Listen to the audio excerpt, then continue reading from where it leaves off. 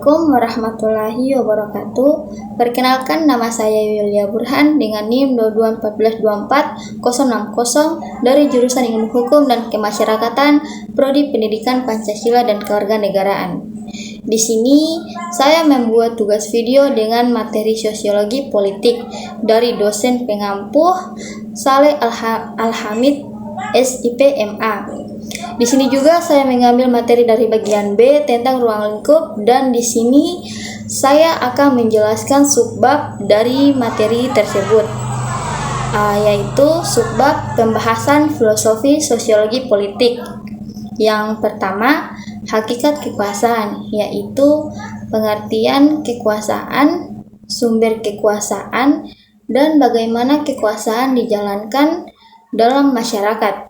Yang kedua, hubungan negara dan masyarakat, yaitu relasi antara negara, pemerintah, dan masyarakat sipil dalam struktur sosial politik. Yang ketiga, legitimasi dan otoritas politik, yaitu dasar pembenaran kekuasaan tradisional, karismatik, rasional, legal. Yang keempat, ideologi dan pemikiran politik, yaitu peran ideologi liberalisme, sosialisme, nasionalisme, dan lain-lain dalam membentuk sistem politik. Yang kelima, struktur sosial dan stratifikasi politik, yaitu pengaruh kelas sosial, elit, dan kelompok kepentingan dalam proses politik. Kemudian saya melanjutkan subbab dari ruang lingkup sosiologi. Yang pertama, interaksi sosial adalah hubungan timbal balik antar individu atau kelompok dalam masyarakat. Yang kedua, struktur sosial, yaitu pola hubungan sosial, status, peran, dan lembaga sosial dalam masyarakat. Yang ketiga, kelompok sosial, berbagai bentuk kelompok dan masyarakat seperti kelompok primer dan sekunder. Kemudian saya mengambil contoh kasus mengenai menggugat DPR melalui demonstrasi damai,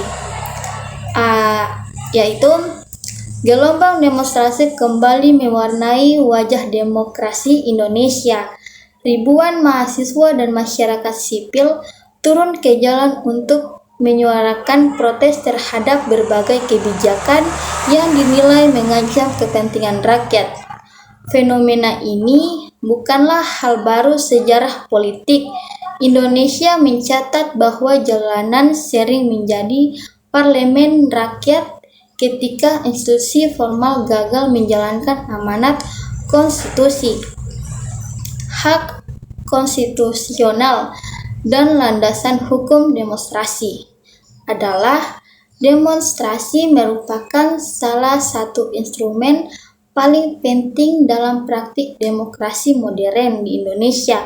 Hak untuk melakukan demonstrasi memiliki dasar konstitusional yang kuat dan diakui sebagai bagian integral dan kebebasan sipil.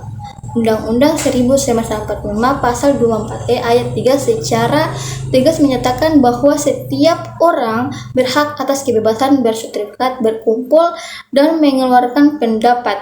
Ketentuan ini memberikan jaminan hukum bahwa penyampaian pendapat di muka umum adalah hak fundamental warga negara yang tidak dapat dikesampingkan secara sewenang-wenang. Jadi pandangan saya menurut menggugat DPR melalui demonstrasi damai, yaitu adalah bahwa demonstrasi damai merupakan hak konstitusional warga negara dalam menyampaikan aspirasi, kritik, dan tuntunan kepada DPR sebagai wakil rakyat. Aksi ini mencerminkan partisipasi politik masyarakat dalam sistem demokrasi dan menjadi sarana kontrol terhadap kebijakan atau keputusan DPR yang dianggap tidak sepihak pada kepentingan publik. Selama dilakukan secara tertib, tanpa kekerasan, dan sesuai hukum, demonstrasi damai justru memperkuat demokrasi. meningkatkan akuntabilitas DPR, serta mendorong terwujudnya keadilan dan pemerintahan yang responsif terhadap suara rakyat. Baik, itulah penjelasan saya mengenai tentang filosofi sosiologi politik dan pandangan saya tentang membuat DPR tersebut. Baik, wassalamualaikum warahmatullahi wabarakatuh. Terima kasih sudah melihat video ini.